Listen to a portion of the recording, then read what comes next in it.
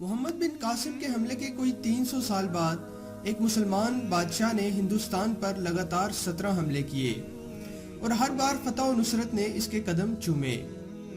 اس بادشاہ کا نام سلطان محمود غزنوی تھا۔ سلطان محمود غزنوی مشہور مسلمان بادشاہ گزرے ہیں۔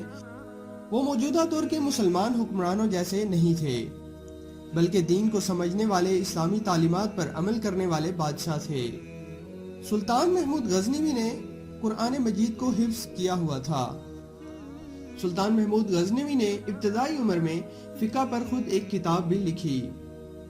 سلطان محمود غزنوی ایک سپہ سالار اور فاتح کی حیثیت سے ہی نہیں بلکہ علم و فن کی سرپرستی کے اعتبار سے بھی بے نظیر حکمراں تھے۔ انہوں نے 997 سے 1030 عیسوی تک افغانستان پر حکومت کی۔ آگے بڑھنے سے پہلے میری گزارش ہے کہ آپ یہ ویڈیو مکمل دیکھیے اور میرا چینل ضرور سبسکرائب کیجیے اور بیل آئیکن کو بھی دبائیں تاکہ آنے والی ویڈیوز کے نوٹیفیکیشنز آپ کو ملتے رہیں۔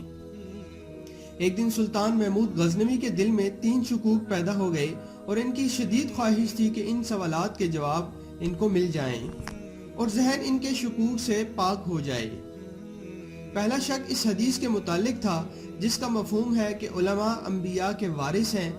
سلطان کو اس حدیث پر یہ شک تھا کہ یہ علمی دین حاصل کرنے والے طلباء اور علماء تمام انبیاء کے وارث ہیں، مگر میں ایک مسلمان بادشاہ ہوں اور اللہ کے راستے میں خیرات کرتا ہوں اور نیکی کے کاموں میں بڑھ چڑھ کر حصہ لیتا ہوں، تو میں کیوں نبیوں کا وارث نہیں ہو سکتا؟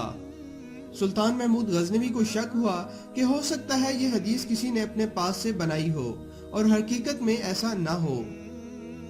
سلطان محمود غزنوی کے ذہن میں دوسرا یہ شک تھا کہ لوگوں نے اسے کہا تھا کہ تو سبکتگین کا بیٹا نہیں ہے، بلکہ اس نے تجھے غلام کے طور پر خریدا اور تجھے محبت اور پیار سے رکھا، اس لیے اپنا بیٹا بنایا، حالانکہ حقیقت میں تو اس کا بیٹا نہیں ہے، بلکہ تیرے باپ کا کوئی پتہ نہیں کون تھا اور کہاں ہے۔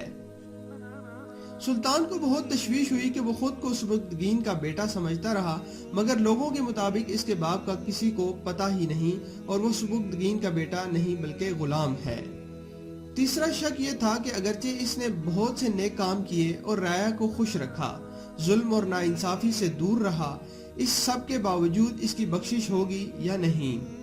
چونکہ سلطان محمود غزنوی ایک سچا مسلمان تھا، لہٰذا اس کے دل میں خواہش تھی کہ اسے دنیا میں ہی پتہ چل جائے کہ اس کی بخشش ہوگی یا نہیں۔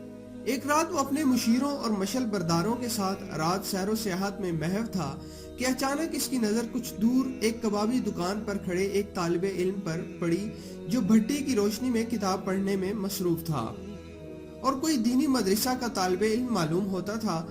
سلطان نے اسے دیکھا کہ کبابی اسے بار بار بھگا دیتا ہے، مگر وہ لڑکا کچھ دیر بعد پھر آ جاتا ہے اور مطالعہ میں مصروف ہو جاتا ہے۔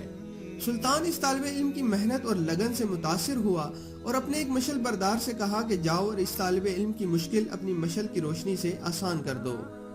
چنانچہ مشل بردار اس طالب علم کے پاس چلا گیا۔ سلطان اس واقعہ سے فارغ ہو کر جب محو استراحت ہوا، یعنی جب وہ رات کو سویا، تو اسے خواب میں اللہ کے محبوب صلی اللہ علیہ وآلہ وسلم کی زیارت ہوئی اور اللہ کے پیارے پیغمبر صلی اللہ علیہ وآلہ وسلم نے فرمایا، اے سبکتگین کے بیٹے، تو نے انبیاء کے ایک وارث کی مدد کی ہے اور اس کی مشکل کو آسان کیا ہے، اس کے صلے میں اللہ تعالیٰ نے تیری بخشش فرمائی۔ سلطان کو اپنے تینوں شکوک کا جواب ایک ایسی شخصیت سے مل چکا تھا جن کی کسی بھی بات پر شک و شبہ کی گنجائش ہی نہیں ہو سکتی۔ سلطان کے اب تینوں شکوک دور ہو چکے تھے۔ حدیث کے مطابق علماء انبیاء کے وارث ہیں، اس کا باپ سبکتگین ہی تھا کیونکہ اللہ کے پیغمبر صلی اللہ علیہ وآلہ وسلم نے اسے اس کے باپ کے نام سے پکارا اور انبیاء کے وارث کی مدد کرنے پر بخشش کی بشارت بھی دے دی گئی۔ ویورز، یہ تھے وہ دور ماضی کے مسلمان حکمران جن کے شکوک کے جواب بھی حضور صلی اللہ علیہ وآلہ وسلم نے خود ان کی خواب میں آ کر دیے۔ آج کی یہ ویڈیو اس دعا کے ساتھ مکمل کرتے ہیں کہ اللہ تعالی ہمیں بھی ایسے ہی سچے اور پکے مسلمان بادشاہ نصیب فرمائے۔ امید ہے آپ کو یہ ویڈیو پسند آئی ہوگی۔